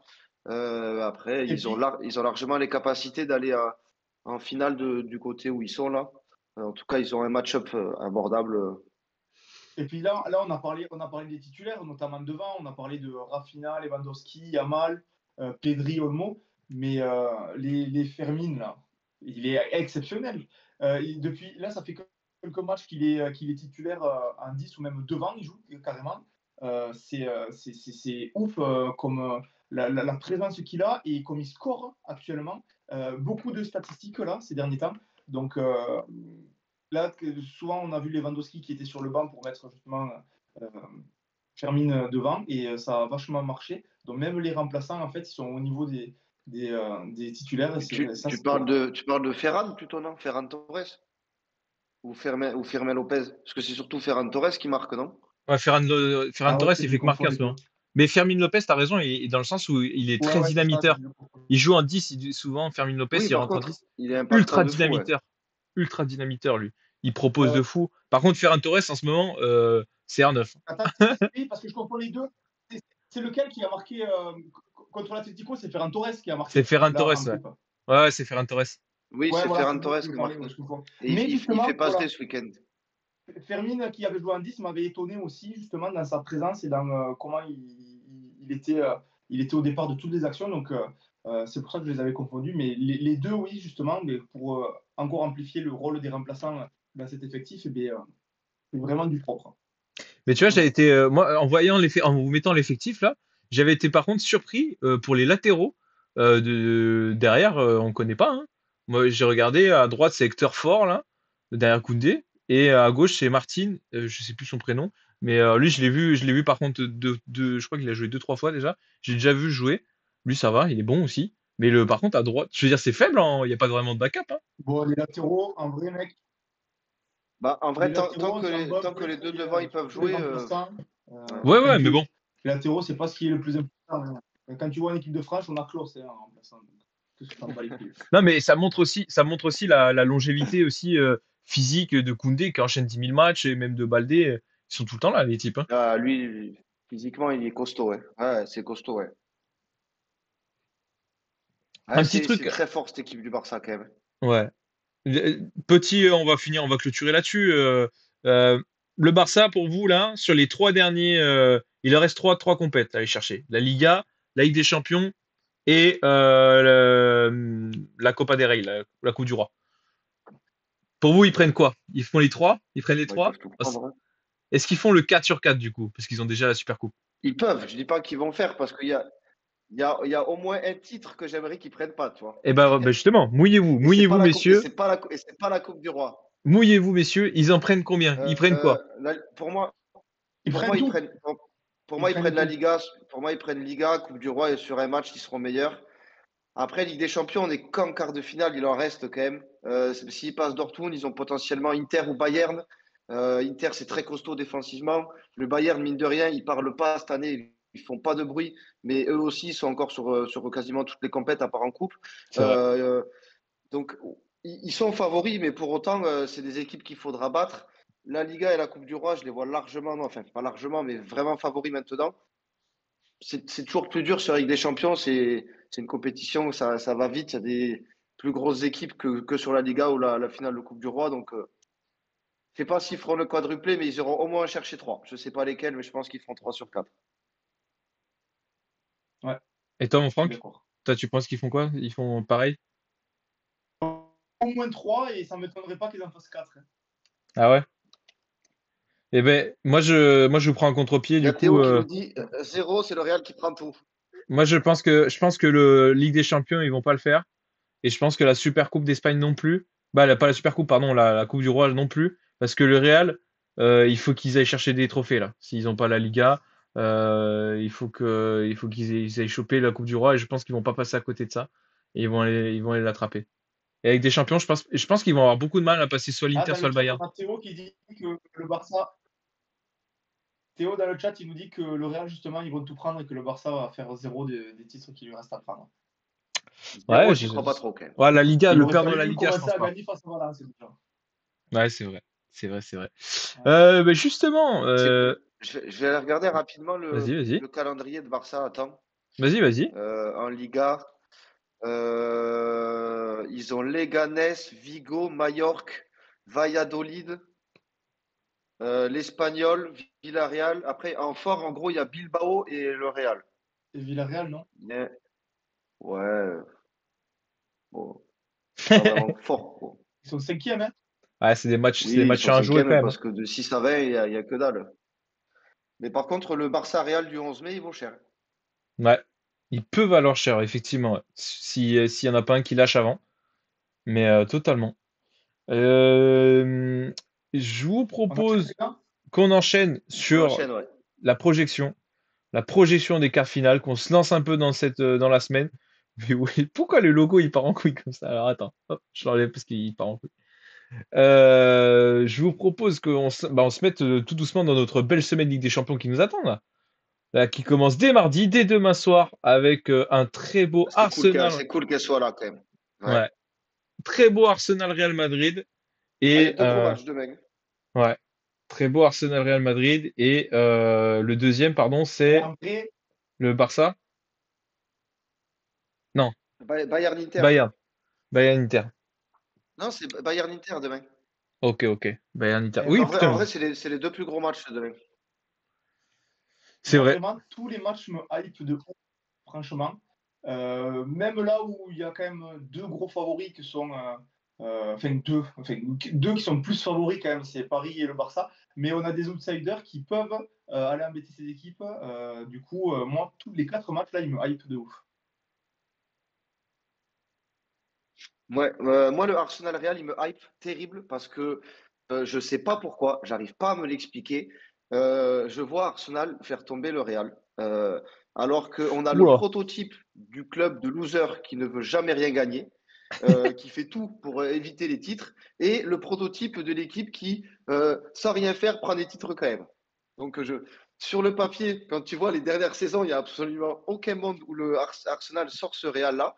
Mais je sais pas, ils ont un vrai collectif. Ils ont réussi quand même à maintenir la cadence cette saison avec des blessés très très importants. Ils n'ont pas eu de neuf, ils ont envoyé Merino en neuf, ils ont perdu Odegaard, ils ont perdu Saka. Là, petit à petit, ils sont en train de retrouver l'effectif. Et je ne sais pas pourquoi, alors que vous savez à quel point je ne peux pas préférer cette équipe, je vois Arsenal taper le Real. Je sais pas pourquoi. Ils ont pas Bon, Gabriel si on par contre. commence sur ce match, alors du coup, t'en penses quoi, toi, Simon? Ils n'ont pas Gabriel. Ouais, Non, ils ont pas ils n'ont pas Gabriel. Gabriel. Moi, alors, je vais te dire, je pense qu'Arsenal gagne à domicile, gagne ce match aller, mais je pense qu'ils seront, tu vois, ils vont gagner que d'un but, 2-1 ou 1-0. Je les vois pas marquer beaucoup de buts. En tout cas, gagner de plus de 2 buts, non. Et match retour, ils se font sortir. Ils se font sortir au Bernabéu. Je pense que la marche du Bernabéu va être trop haute. Et pourtant, attention, par contre, si Arsenal Bah, ça s'entend, ouais. passe le Real, là, je pense que c'est un peu l'équivalent du Liverpool pour le PSG. C'est le match où, mentalement, ils te font passer dans une nouvelle démarche et te disent, bah là, je peux aller chercher. Là, je peux aller très loin en Ligue des Champions. Je peux aller chercher le titre. Ils sortent le Real, mentalement, je pense qu'ils se mettent dans une dynamique où là, ils se pensent très fort. Eh, les gars, moi, je vois le Real mettre une valise dès le match aller à Arsenal. Je vois, tu sais ce que je vois là? Je vois un Liverpool-Real Madrid il y a quelques saisons là, Oh, où le laissez-moi Real il tranquille. va atomiser l'équipe anglaise à l'extérieur.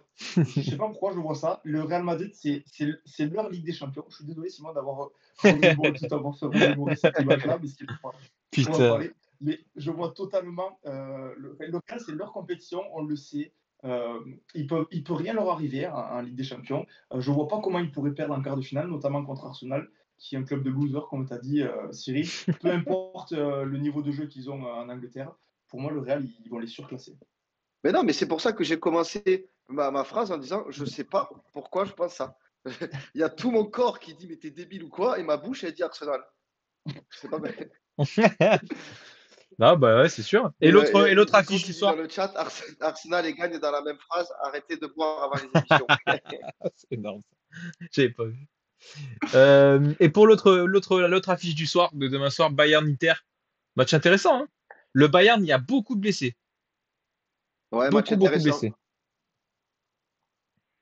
Moi, je vois l'Inter se qualifier sur la double confrontation. On a le Bayern, déjà, bon, qui surclasse, enfin, qui soit premier en Allemagne, ça, c'est pas forcément une surprise, même si l'an dernier, ils se sont fait dominer par les Leverkusen. Mais le Bayern, on sait qu'ils gagnent tout chez eux. Là, quand même, quand tu regardes sur le papier, quand tu regardes l'effectif, eh bien, ça fait pas forcément rêver. C'est pas comme les folles années du Bayern où il y avait des monstres, des top joueurs internationaux à chaque poste.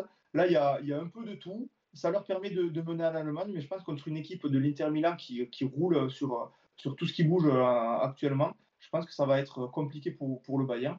Euh, Moi, je préfère le Bayern historiquement, mais je vois quand même l'Inter passer. Je vois l'Inter aller loin dans cette Ligue des Champions. C'est-à-dire au moins la demi. Donc pour moi, il faut qu'il passe cette double confrontation. Mais je pense que le Bayern ne fera pas le poids face à l'Inter. Même si je pense que le Bayern peut gagner au match aller, je pense qu'au match retour, ça va être compliqué parce qu'on sait en plus, l'Inter à quel point ils sont Solide bons derrière. défensivement. Ouais. Meilleure défense du coup de Ligue des Champions. Ils prennent très peu de buts. Le Bayern, là, cette année, ils ne mettent pas autant de buts que les années précédentes, malgré 2-3 branlées annuelles qu'ils font. Mais ouais, l'Inter, très solide quand même. Ouais, mais Ouais. surtout qu'en plus, En ils ont plus, trop de ils ont blessés. l'avantage Tereng, enfin, l'avantage de recevoir quoi, au retour. Puis tu l'as dit, moi je pense que tout va se jouer sur la solidité défensive de l'Inter. S'ils sont capables de maintenir le Bayern, ouais, moi je vois l'Inter aussi. J'ai pas plus d'arguments que ce que tu viens de dire, Franck, mais moi Bah, j'ai moi, dit que l'Inter, je les voyais favoris pour aller au bout, donc je les vois passer le Bayern là. moi, déjà, pour t'avancer quelques arguments de plus, je vais te dire surtout je me répète, mais les blessés. Derrière, t'as Urbig dans les cages. Urbig, là, je sais pas qui, hein, qui remplace Neuer. T'as pas, si tu vas jouer avec Dyer dans l'axe, tu joues avec Stasnisic à gauche, pardon, Leimer à droite. Ouais, ça va être compliqué. T'as pas Moussiala aussi, qui est ton gros organisateur de jeu. Donc, je sais pas trop. Moi, alors que en face, t'as une Inter qui a l'équipe type, quoi. Tout le monde est là, tout le monde est plutôt en forme, donc il y a Non, une il y a bonne il y dynamique. a, non, il y a pas Dumfries. Ouais, Ok. c'est vrai, Il c'est n'y a vrai. pas Dumfries qui est assez important quand même à l'Inter. Mais sinon, oui, oui, ils ont beaucoup moins d'absents que le Bayern, ouais. Totalement. Plus ils reçoivent Bon, au retour et quand c'est serré entre deux équipes, à mine de rien, avoir le match retour à la maison, c'est toujours un avantage, quoi. Ouais, on a Ascouni qui pense un peu comme nous. Il dit que l'Inter, ils vont pourrir le jeu à bloquer derrière et qu'ils vont s'en sortir avec un Ils petit savent but au faire, départ. ils savent faire. Un et penalty ou un retour acrobatique de Martinez et puis c'est fait. Ça suffit, derrière on bloque. retour d'acrobatique. On enchaîne à Pour mercredi. le mercredi, ouais. Pour le mercredi, moi, le Barça Dortmund me hype pas du tout, hein. Le Barça Dortmund me hype pas du tout. Je pense qu'ils vont les Ouais, taper, c'est et puis peut-être le voilà. match le plus déséquilibré, je pense. Dortmund, je les trouve pas bons, je vois pas ce qu'ils vont Oui, surtout que faire. C'est un miracle qu'ils passent Lille déjà, donc un miracle. Non, je force sur le miracle, mais ils ont été en difficulté contre Lille, Voilà. donc T'as forcé un peu. ouais, Au un match chouï. retour, ils les ont tués quand même. Ouais, non, mais voilà, c'est le Barça en face. Moi, j'y crois pas. Euh, je propose qu'on enchaîne vraiment sur Attends, le c'est le gros Barça qui match. reçoit? Ouais, c'est le Barça, non? Oui, oui, c'est tirage au sort, ça. Ah Franck, ouais, c'était par tirage au sort, c'était pas par rapport au classement de la phase de ligue. Ouais. ok, ok. Et bah, on enchaîne sur le Ouais, Un gros gros match, match ton gros match, hein? mercredi. ouais, je pense Ton qu'il y a gros un match, but. Paris. Cyril, le gros match de Paris. Ouais, Bah là, faut arrêter de chier ouais. dans la colle, hein. Là, de toute façon, Euh, t'as pas le droit. T'as pas le droit de chier dans la colle. Je te le Je dis, après ce pense, que vous m'avez fait, vous avez pas le droit.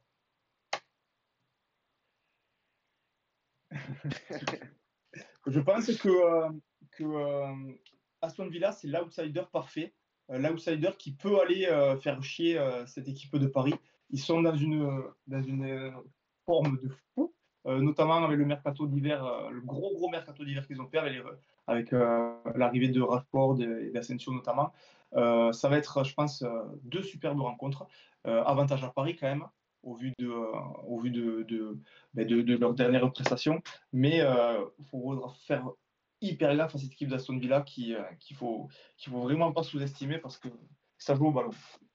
ouais. Après, sous-estimé, je pense que c'est pas la façon de voir de Luis Enrique. C'est peut-être un match qu'on aurait pu sous-estimer les années précédentes. On l'a vu l'an dernier contre Dortmund, où en ayant tiré Dortmund en demi, on se voyait déjà en finale. Mais ça nous a pas réussi. Là, le fait de ne plus avoir les Mbappé, les Messi, les Neymar, les Ibrahimovic, les tout ça, je pense que euh, l'équipe, elle pense plus collectif et pas individualité à se dire on va être meilleur, on va passer quoi qu'il arrive. Ils vont se dire on va gagner parce qu'on doit gagner, mais sans sous-estimer l'adversaire. Je pense que c'est l'une des forces de Paris cette année, euh, inculquée par Luis Enrique, qui en plus connaît bien Unai Emery. Il sait que c'est un coach qui est très très talentueux, qui va analyser les matchs sans dormir depuis 6 semaines pour casser les couilles à Paris. Donc Luis Enrique va faire pareil de son côté. Je pense que ça va être des matchs à but. J'ai du mal à voir deux matchs fermés, comme on a pu voir avec les PSG Liverpool où il y a eu 1-0 deux fois. Là, je pense que ça va être des matchs ouverts. Je ne me risquerai pas au jeu des pronostics sur Paris, vous le savez bien. Mais en tout cas, sur le papier, Paris paraît plus fort sur le papier. Mais mes Fiat, comme tu as dit, Aston Villa, c'est 7 ou 8 victoires Mais là, sur les 8 ou 9 derniers matchs. C'est très, très costaud. Et il y a juste un truc qui me fait peur, c'est qu'en face, il y a des anciens joueurs du PSG. Et ça, je déteste parce que ça nous arrive si souvent que des anciens viennent nous broyer les couilles à la maison. Mais là, Skunix, il dit un truc très important, c'est qu'il faut absolument que Paris fasse le job à la maison, parce que les doubles confrontations comme contre Liverpool, ça ne va pas passer à chaque fois, loin de là. Je pense qu'il est très important pour Paris de ramener une victoire déjà à domicile, et avec la manière, ce serait encore mieux. Mais si jamais ils se font accrocher, ben, je pense que ce ne sera pas la même qu'à Liverpool après, par la suite. Non, moi je te le Bon, je suis dis, pas trop d'accord, vous allez moi. les taper aller-retour. Vous allez les taper aller-retour. Vous avez les armes à tous les secteurs du jeu pour les tabasser. Voilà, parce que à Aston Villa, Ah, mais ça, oui. ils ont toujours des creux de concentration, et les creux de concentration qui vont avoir là contre ce Paris-là, ils vont le payer cash. Ils vont le payer cash et vous allez les tabasser parce que mine de rien, les buts de Aston Toi Villa, qui les vois un peu plus souvent sur les coups de pied arrêtés, ça donne quoi, Villa? c'est solide, par contre. C'est parce que ils ont des bons tireurs. Alors là, maintenant alors ça dépend parce que là ils ont changé. Souvent c'est Asensio qui va les tirer. T'as Asensio, sinon t'avais McGinn qui les tirait. Il les tire plutôt bien et derrière, bah, il y a quand même des bons joueurs de tête. Donc, mais bon, putain, après vous avez Marquinhos, c'est pas chaud, hein. Il y a du monde. Je veux dire, après. Marquinhos, il n'est pas là demain, hein. Marquinhos, Ah il n'est oui, pas c'est là vrai, demain, il est pardon. suspendu, hein. C'est vrai. C'est quoi? C'est avec qui d'ailleurs? Ça, c'est Beraldo? un petit point négatif. Oh, bah, j'aurais pensé Beraldo, mais au vu du match contre Angers, Beraldo, il a absolument pas joué alors qu'Hernandez a fait les 90 minutes. Ok. Euh, je pensais que Beraldo avait un temps d'avance parce que notamment contre Marseille, il avait fait plutôt un bon match. Par contre, contre Dunkerque, il s'est fait soulever par un mec de Ligue 2. Il a été catastrophique. Donc, j'aurais dit avantage Beraldo, mais ça m'étonnerait d'Enrique de ne pas faire jouer un mec du tout et de mettre Hernandez, tu vois, pour après aligner Beraldo mercredi, je sais pas. Je pense que c'est Hernandez qui jouera par rapport à ce que j'ai vu samedi là. En tout cas, moi, il me tarde de voir Boubacar Kamara mélanger Neves et Vitinha au milieu de terrain. Bah ouais, là le milieu de terrain c'est des bons travailleurs, hein. McGinn, Tillmans et Camara, ça travaille beaucoup. Par contre, ça reste bien inférieur à Vitinha et Neves, hein. Pouah, de ce que j'en ai vu. Le truc c'est que Tillmans il va toujours tendance à s'éparpiller parce que c'est lui qui va faire on va dire le meneur de jeu avec un McGinn qui va beaucoup travailler, beaucoup presser. Et Camara, ça va être la sentinelle souvent. Ça va être lui qui va être le pur 6 qui va couper les lignes. Sauf que là, ils vont devoir tous travailler. Et moi, je pense qu'ils vont vraiment se faire tabasser, hein. Moi, comme ça, sur le côté droit, là, je sais pas qui va jouer à gauche. Bah, ça va être Barcola ou. C'est quoi, Barcola ou Gvara? Je sais pas lequel des deux va vraiment jouer à gauche pure. Mais Ou Doué. Ou ouais. Doué, en vrai, on sait jamais, mais Bon, de quoi toute qu'il arrive, façon, c'est chiant, quoi. un Ouais, des c'est un peu trois, c'est la peu merde. importe. Un des trois, ça va être la merde. De l'autre côté, Madsen, ok, il est sur une bonne dynamique, mais je pense qu'il va quand même, ça va être compliqué. Ouais, moi, je les vois se faire secouer, hein. Moi, je te jure que je pense que demain, mercredi, vous allez les tabasser. Ça m'étonnerait pas qu'à la fin de l'histoire, il y ait C'est tout ce que 3-0. je nous souhaite, Ce mec. mercredi, C'est tout ce que je nous souhaite. Totalement. Écoutez, 22h21, on peut enchaîner les tops et flops. Qu'est-ce qu'on a mis? Ah oui, je les ai mis comme ça. Les tops et flops. Franck, tu veux commencer? Ouais, parce que je t'en ai pas donné, moi. Ouais, c'est vrai. Bon, après, si t'en as en Ouais, tête, je tu peux pourras. commencer. Alors, je mettrai un top, du coup, pour commencer, les supporters de Saint-Etienne, du coup, qui sont déplacés à Lens et qui ont mis une ambiance fantastique. Grâce à l'aide aussi des supporters lensois, ils ont beaucoup chanté ensemble, il y avait beaucoup d'amitié entre eux, donc ça, c'était beau de voir ça, parce qu'on n'en voit plus dans le football. Et ce que j'ai trouvé aussi grave cool, et moi j'adore ça, tout le monde est ultra écoute, c'est que les groupes de supporters, ils sont toujours copains avec des groupes de supporters un peu d'autres pays d'Europe. Et là, du coup, dans le parcage extérieur à Lens, du coup, il y avait des supporters de Bordeaux, de Lausanne et de Stuttgart qui étaient venus avec les Magic Fans. Et il y avait des supporters de notre club à la con qui étaient venus avec les Green Angels. Donc en fait, au final, il y avait quatre groupes de supporters extérieurs du coup au championnat français qui étaient présents dans les tribunes. En petit nombre, hein, mais pour encourager les Verts. Du coup, j'ai trouvé ça génial. J'adore ces amitiés entre clubs de supporters, entre groupes de supporters, donc ça c'est cool. En second top, Rabiot, j'en ai parlé tout à l'heure. Je ne vais pas me répéter, mais il a surclassé le match. Il a été au-dessus de tout le monde. C'est pas la première fois. Il a vraiment un super niveau.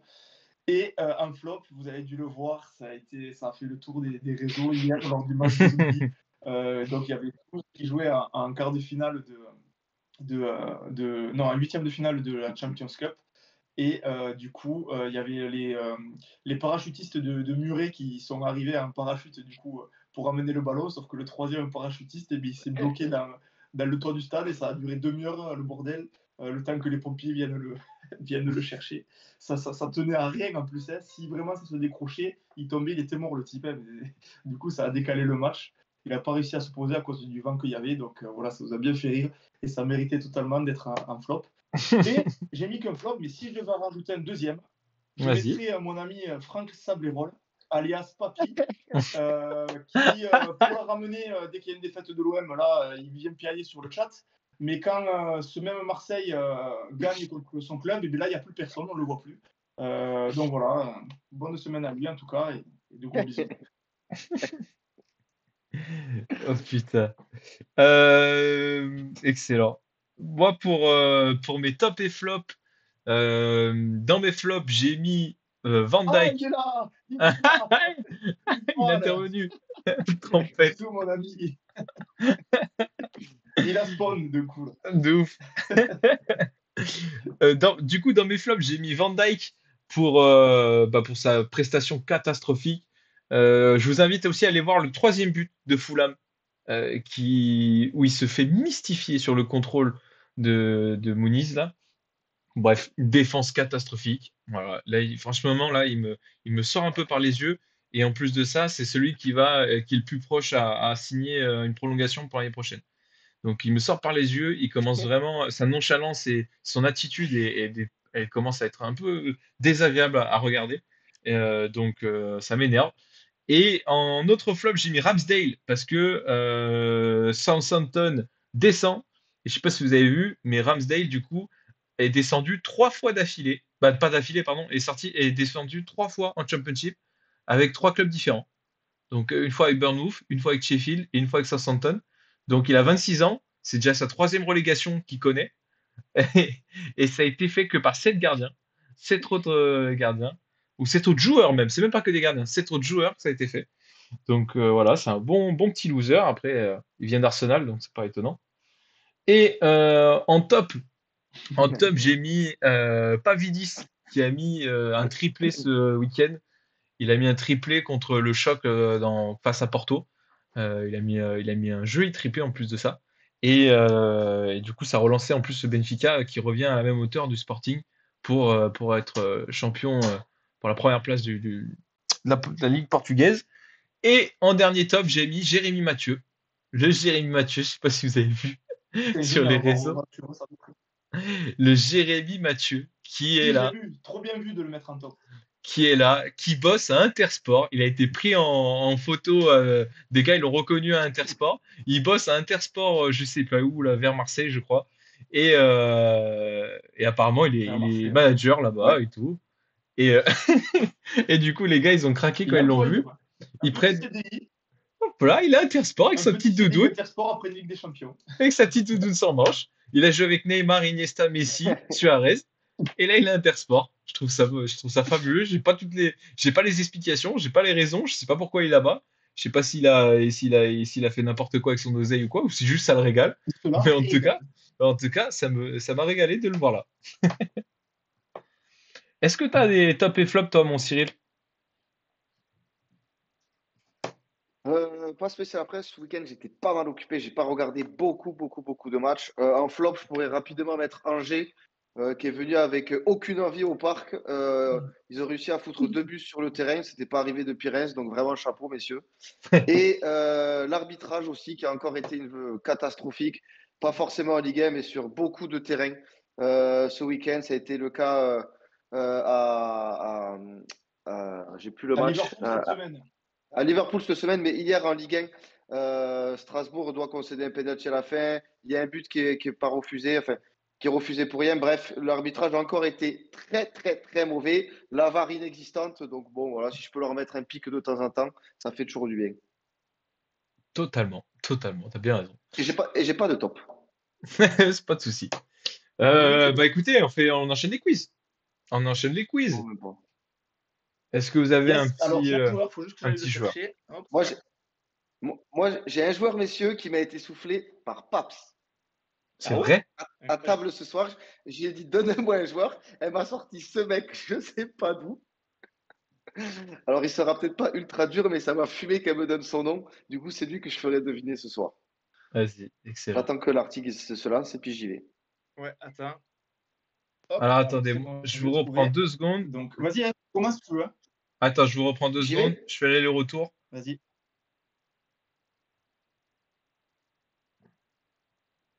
Tu regardes le chat, Franck? Hop Je là. regarde le chat. Vas-y, c'est parti. Est-ce que vous êtes prêts dans le chat? Hop là, comme ça, tout est bon. Du coup, je démarre ma carrière en 2003 au Girondins de Bordeaux. 2003-2010, Girondins de Bordeaux. En 2010, je pars à Arsenal jusqu'en 2013. Chama? C'est énorme. C'est le plus beau des Marouane. Je me doutais que ça serait assez simple, mais comme ça m'a fumé qu'elle me donne ce nom, c'est la première Ah. personne qui est venue à son esprit. J'ai décidé que ça. Eh bien joué, Franck, c'est Marouane. Oh, plus beau des Marouane Chamacs. Chamakh. Ouais, c'est bon. Qui ensuite, après, fait quelques matchs à West Ham, Crystal Palace, puis Cardiff. C'est très fou ce soit le premier joueur qui Qu'elle ait soit pensé à lui, ouais. Allez, moi, j'en ai un, il a une carrière pirate. Hein. Oh putain, tu les aimes bien en ce moment, ceux-là, toi. Ouais. Alors, j'espère que vous êtes prêts. Je commence ma carrière en 96 à l'Arges Pitesti jusqu'en 99. En 99, je joue 1 an au Dynamo Bucarest avant de signer en 2000 à l'Inter Milan. Qui vous 2000, Qui vous non, 2000-2002, Hellas Vérone. 2002-2003, Parme. En 2003, je signe à Chelsea et j'irai jusqu'en 2004. Moutou Ah oui. Moutou, pas mal. Putain, Putain, je mais- pensais que ça allait être plus long. Adrien Moutou. Alors attendez, donc là j'ai été à Chelsea, 2005-2006 Juventus, 2006-2011 Fiorentina, 2011-2012 Cézanne, 2012-2014 Ajaccio, 2014 Ploesti, 2015 Pune, 2016 Targu Mures. Waouh. Il a bien fini, t'es. Quand même pirate, mais bien joué, franchement. Ouais, bien joué. C'est vrai que Moutou, le Bucarest t'allais me dit vite. beaucoup d'indices. Hein, on n'a pas cinq. À partir du moment où je savais qu'il était roumain, c'est plus facile. Moi, j'ai un joueur. J'ai un joueur qui en plus qui est passé par des clubs en tout cas, que vous connaissez un peu. Notamment mon Franck. Mon joueur, il commence sa carrière en 2007. 2016-2008, il joue à Rodez. 2008-2011, il va à Nantes. Mais il va être prêté 1 an en 2010 à 3. Après, de 2011, Rodelin? il va à Lille. Exactement. C'est Ronny Rodelin. Rodney. Bon, ce soir, le chat, il n'aura pas existé. Au moins, on l'aurait fumé en plus. Après, il y avait Caen. Désolé, Il a ça fait, allait un il peu a fait vite, pas les mal deux Caen, critiques. Guingamp, Servette. Et là, il joue en Suisse. Guingamp et Servette, ouais. J'aurais pu la dire, la carrière, je le connaissais. Ouais. Punaise. Le petit Ronny Rodney. Après, il n'y en a pas eu 150 qui sortaient de Rodez, c'est pour ça. Ouais, c'est pour ça. Et après, bon, dans tous les cas, tu aurais dit Lille, Guingamp, même sans dire Rodez, je l'aurais trouvé. Mais c'est vrai que oui, des mecs de Rodez qui ont percé, après en Ligue 1, il n'y en a pas 50 000. Il a une belle petite carrière. J'en fais un petit dernier, peut-être. J'en Ouais. ai peut-être un. Je pense pas que ce soit le plus difficile. Mais allez, pour laisser un peu une chance au chat, vu qu'ils sont pas très forts ce soir. Je commence ma carrière en 1999 à l'Olympique de Marseille. Et j'y reste jusqu'en 2000. De 2000 à 2002, je joue au FC Lorient. En 2002, je signe au RC Lens. Et j'y reste jusqu'en 2007. 2007-2008, Séville. 2008-2012, Barcelone. 2012-2014, je pars en Chine, Dalian Harbin. En 2014, je reviens à Valence. 2014-2016, après la Roma. Et 2016-2017, je joue au Qatar à El Jaïch.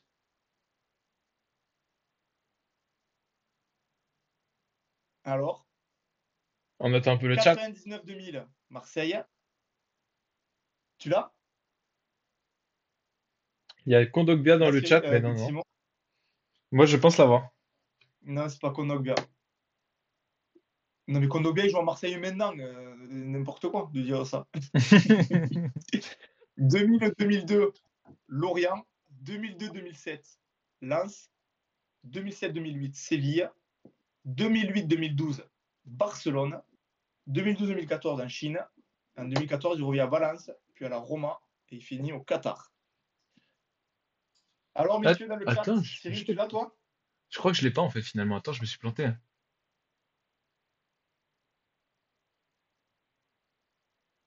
Alors là où on peut retenir vraiment sa carrière, c'est pas à Marseille, sa première année, non. C'est vraiment à Lens de 2002 à 2007, où il fait 210 matchs.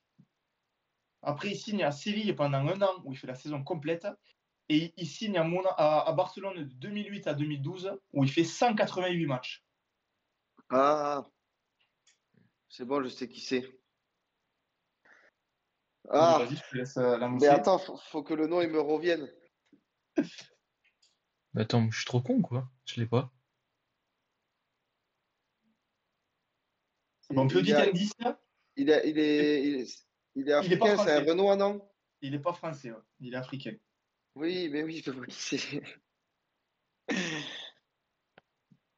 Oh, le nom va pas me revenir. Aïe, aïe, aïe. Personne dans le chat? Mais attends, mais C'est pas il est trop Song fort au Des- Barça en plus. C'est pas Song? Non, c'est pas Song. Non.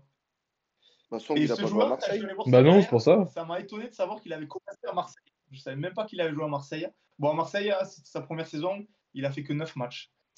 Non, c'est pas Koné. Oh, le Sergio! Serge. Bah, tu vas nous J'espère que tu vas aider. retrouver le joueur. Là, le chat, ils sont en pleine réflexion. Donc, je répète pour Putain, toi, mais moi, je Sergio. l'ai. Marseille en 99-2000, 2000-2002, Lorient, 2002-2007, Lens, 2007-2008, Séville, 2008-2012, Barcelone, 2012-2014 en Chine, et 2014, il revient à Valence, puis à la Roma jusqu'en 2016, et 2016-2017, Qatar. Mais gros, je Tu l'as, suis trop Cyril? con. Je suis trop con. Je vois le joueur. Je pourrais te le peindre, le type, mais j'ai pas son nom. Tu peux me faire des passes C'est un milieu de terrain. Je sais. C'est un milieu de terrain renois africain, mais son nom, je pense que je pourrais dormir et demain matin, je me réveillerai, je l'aurai toujours pas. Fais-moi une passe Attends, D, Cyril. comment Il ça joue quel cabine, poste? hein, Tu vois quel poste il joue? Il joue 6 pour moi. 6. Si je vous montre sa cabine, est-ce que déjà ça vous dit quelque chose? Attends. Ah, mais c'est sûr que je la vois, sa cabine, moi. Je sais pas comment on tourne l'écran là, je suis un sgame. C'est le portable de ma vie. Ah si, c'est bon. Donc je vois rien, mec. Moi, je vois pas la photo, mais. Merde. Bon, tant pis. C'est pas grave. Hop. Mais attends, mais on est trop cons. Alors, attends, Je-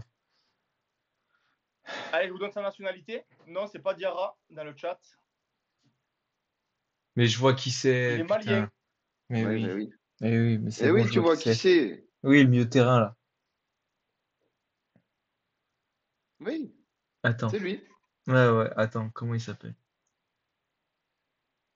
Je répète, 2002-2007, Lens.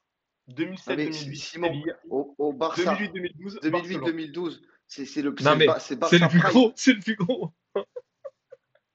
C'est Barça Prime et on n'est pas foutu de le sortir. Attends, gros. Oh, Il je suis jouait en content. plus. Il jouait, ce mec, gros. C'est pas comme s'il avait fait 10 matchs au Barça. Il jouait. Moi, je l'aurais pas, mec. Son nom, il me reviendra pas. Peut-être si j'avais les lettres, comme sur PPFQ, je l'aurais trouvé cash. Mais là, impossible. En vrai, c'est un peu facile si je vous donne la première lettre de son nom. Non, mais attends, trouver. Donc, je sais pas comment faire pour vous donner plus d'indices.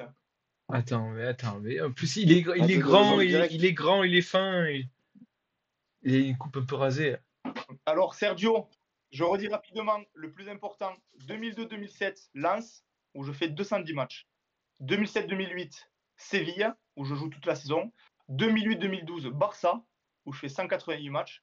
Et après, il part en Chine. 200 matchs au Barça, Simon. Non, En mais en plus, 2008-2012. je le vois partir en Chine, là. Putain.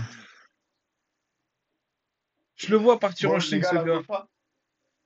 j'aurais réussi à donner un joueur. Vous êtes prêts? Vas-y. Ça me fait chier, en vrai, ça m'emmerde. J'ai envie de Vas-y. rester 1 heure. Putain. Non, en vrai, on le dit pas. Mais oui, c'est ça, Oh, c'est putain, ça. Keita. Seydou. Merci, papy. C'est Seydou Keita, Keita. voilà. Pour le gong. Seydou. Oh, mais Putain. on est Mais bon, vu que archi c'est un con. Toulousain, je suis sûr qu'il a triché. Il est allé sur Internet. Alors, c'est pas le joueur, papy. Putain, c'est d'où Keita. Seydou Keita. Eh oui. Bien joué. Il était trop fort, ce gaucher, là. Toujours plus improbable, là aussi. Putain. À ne pas trouver ça, c'est fou, quand même. Non, mais surtout cette période-là au Barça, c'est impensable. C'est la plus grosse période Barça, on n'est pas foutu de s'en souvenir. Non, ouais, trop con. Eh bien joué, Franck. Il était Bien costaud, joué. celui-là. Bien joué, papy. Bien joué, les gars. Bien joué, mon Franck. Tu nous as collé avec un mec connu. Bien joué. Bon, merci à tous. Merci Yes. à tous d'avoir été là. Attends, juste avant de passer, à la fin, est-ce que tu mettrais pas, par hasard, une nouvelle fois le générique pour ceux qui nous ont rejoints en cours? Tu veux que Parce je que re- messieurs, on a Ah, fait un attends. générique. Ouais, Papy et Serge, ils l'ont pas entendu. Vas-y. Parce que du coup, ça me demande une petite prouesse. Tac. Vous êtes prêts, messieurs? Je vais vous le lancer pleine bille. Eh oui, Sergio, regarde ça. Oh, ça déconne. On l'attaquerait pas, ça fait rond. Bienvenue dans l'émission Rond comme un ballon. Alors, je te prends un peu. Mais il faut rien, tu ne plus de ce type.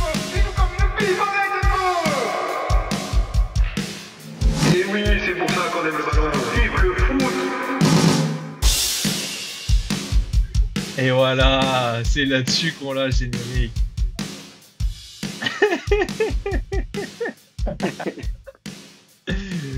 T'as vu ça un peu comme c'est énorme? Ah là là, ouais, mais c'est magnifique. Eh oui, ça c'est grâce à Franck et son copain. Et son mec. Ouais, c'est un pote à moi qui est producteur qui m'a sorti ça. Cette masterclass, c'était magnifique. C'est exactement comme on l'imaginait. Donc voilà, maintenant il sera toujours en début d'émission. On verra si on en fait un pour la fin d'émission. En tout cas, merci à tous d'avoir suivi l'émission, d'avoir participé dans le chat. Il y a eu pas mal de monde qui sont restés dans l'ombre parce que c'est toujours les mêmes qui parlaient, mais il y a eu pas mal de monde sur le chat en moyenne. Donc ça, c'était cool. Merci à tout le monde. On essaie d'être de plus en plus actifs sur les réseaux. Comme vous pouvez le voir, on met beaucoup plus de stories. On va se tenir à 3 voire 4 réels par semaine pour essayer de dynamiser le truc et créer un peu plus d'audience. Donc, vous inquiétez pas, vous serez servis. Vous allez avoir du rond comme un ballon partout. Et voilà quoi, hein, on se retrouve la semaine prochaine. Exactement. Salut les gars. Passez une excellente soirée et une excellente semaine de Ligue des Champions en tout cas. Et on vous souhaite une Yes. défaite du PSG. Allez, Bisous l'équipe, ciao, ciao. ciao. Yes, et surtout, n'oubliez pas les gars, comme Qu'est-ce disent les footix, que tu veux, toi? Pas toi. n'oubliez... Vous avez tout? Vous m'avez pas laissé faire ma truc? Vas-y, si, vas-y. Non, non, on est là, je suis en train d'insulter Sim encore. Du coup les gars, n'oubliez pas, comme disent les footix, Vinicius n'est pas un énorme fils de pute. Elle est dure celle-là.